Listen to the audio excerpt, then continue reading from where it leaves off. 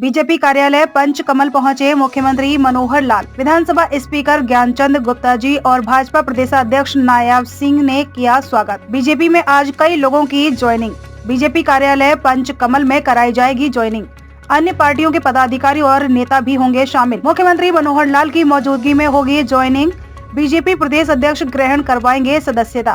पंचकूला के कई सरपंच जिला परिषद सदस्य करेंगे ज्वाइनिंग। चूल्हा पहुंचा दो, हर घर में नल पहुंचा दो, हर घर में बिजली पहुंचा दो। सैचुरेशन सिस्टम कि कोई घर ऐसा नहीं बचना चाहिए जिसमें ये सुविधा ना हो। यही चीजें हम हरियाणा में कर रहे हैं। हमने भी कई तरह के प्रयोग किए हैं जिसके अंदर लोगों तक पहुंचने के लिए हमने कहा कि टेक्नोलॉजी से बढ़िया कोई विषय नहीं है, हर आदमी तक टेक्नोलॉजी के माध्यम से पहुंच सकते हैं। हमने पोर्टल बनाए, ऑनलाइन सर्विसेज दी। ये ठीक है कि हमारे विपक्ष के मित्र हमेशा एक ही बात कहते हैं, तो पोर्टल की सरकार है। हम कहते हैं हमें गर्व है पोर्टल की सरकार होने का। वो कहते हैं पोर्टल समाप्त कर देंगे, हम कहते हैं भगवान आपको सद्बुद्धि दे। हमेशा ये बोलते रहो कि पोर्टल से खत्म कर देंगे, क्योंकि जिस जनता को इस पोर्टल का लाभ मिल रहा है वो जनता ही आपको खत्म कर देगी।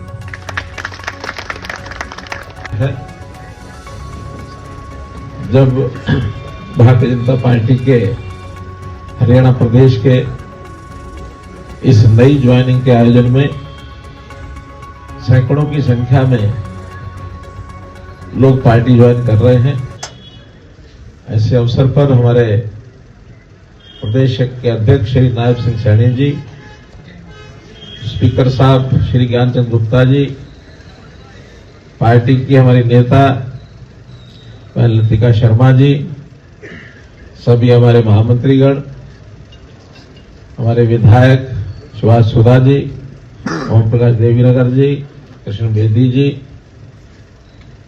और विशेष तौर पर जिनको संबोधन करना मैं चाहूंगा, जितने भी लोगों ने ज्वाइन किया है उसमें बहुत वरिष्ठ लोग भी आज पार्टी ज्वाइन कर रहे हैं। जैसे बंताराम वाल्मीकि जी, 2 बार के विधायक, और जानता हूं बहुत हमारा इनके साथ पुराना संबंध है। ठीक है, पार्टियां अलग अलग रही होंगी, कोई नई पार्टी नहीं है, हमको मालूम है। इसका पूर्व स्वरूप भारतीय जनसंघ था, जो 1951 में जिसका गठन हुआ था। ये ठीक है कि उस समय बहुत प्रारंभ था, छोटी पार्टी थी, और पहले चुनाव में केवल 3 लोकसभा के सदस्य चुन के आए थे 1952 में। बाद में एक विपक्ष की भूमिका निभाते निभाते 1970 में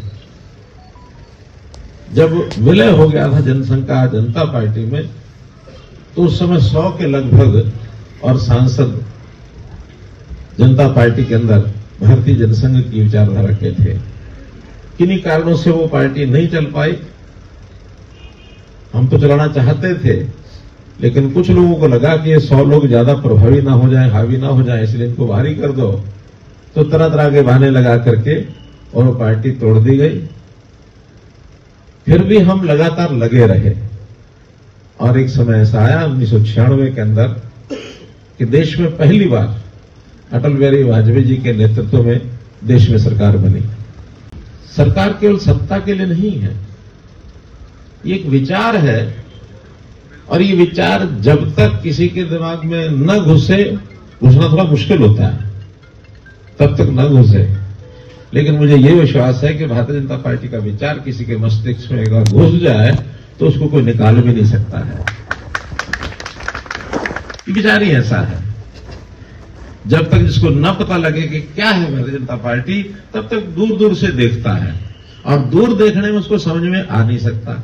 जब वो नजदीक आता है तब ध्यान में आता है कि यहां तो मामला ही कुछ और है, क्योंकि स्वार्थ से ऊपर उठ करके काम करने वाले लोग हैं।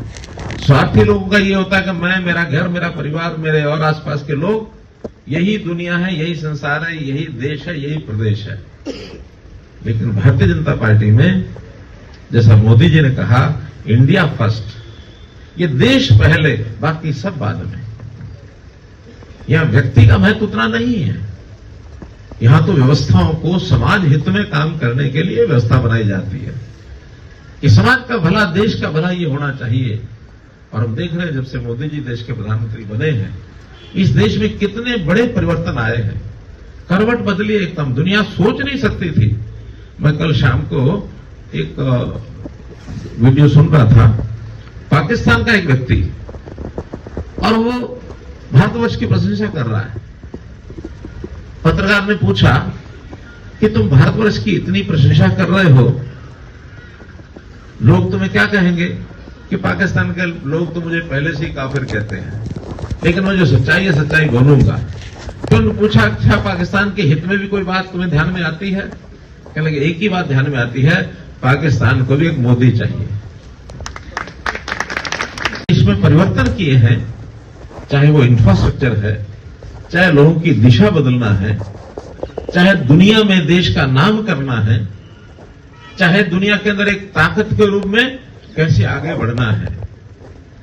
एक समय ऐसा था जब देश को जब ऊपर से नीचे दुनिया की लिस्ट जो थी उसमें ढूंढने लगते थे, आंखें थक जाती थी, ऊपर से आते आते देश का नाम मिल नहीं पाता था। हाँ, नीचे से ढूंढना शुरू करते थे तो चौथे पांचवें नंबर पर जल्दी मिल जाता था। अर्थात भारतवर्ष दुनिया के अंतिम देशों में ही नाम गिना जाता था। और आज हम सबको सुनकर के प्रसन्नता होती है कि भारतवर्ष का नाम आर्थिक दृष्टि से अगर विकसित देशों के अंदर ही कहें तो दुनिया के ऊपर के 5 देशों में ये भारतवर्ष का नाम आ गया। बनी, फिर 13 महीने की बनी, और फिर उसके बाद 4 साल 4.5 साल के लिए फिर तीसरी बार बनी। देश में कुछ परिवर्तन होने शुरू हुए। जो व्यवस्थाओं को बदलने का काम अटल बिहारी वाजपेयी जी के समय शुरू हुआ,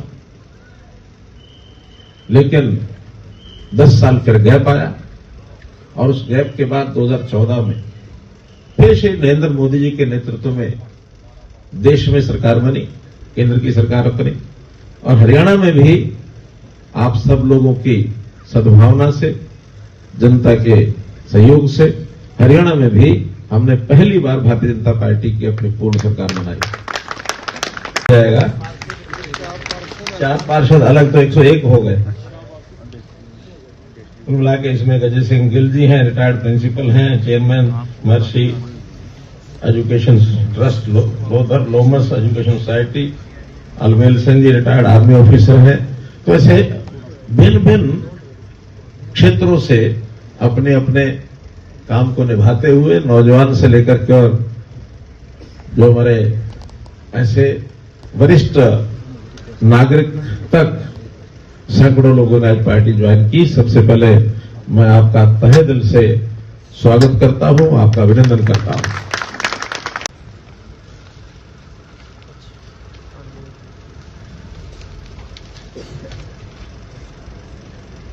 1 2 3 4 5 6 7 8 9 शाहबाद नगर पालिका के चेयरमैन गुलशन क्वात्रा जी, फिर जसवीर गुर्जर जी, बहादुर राणा जी, हर्ष वामल जी, मंजू सुमित नरवाल जी। सुमित नरवाल जी की धर्मपत्नी है मंजू, हैं?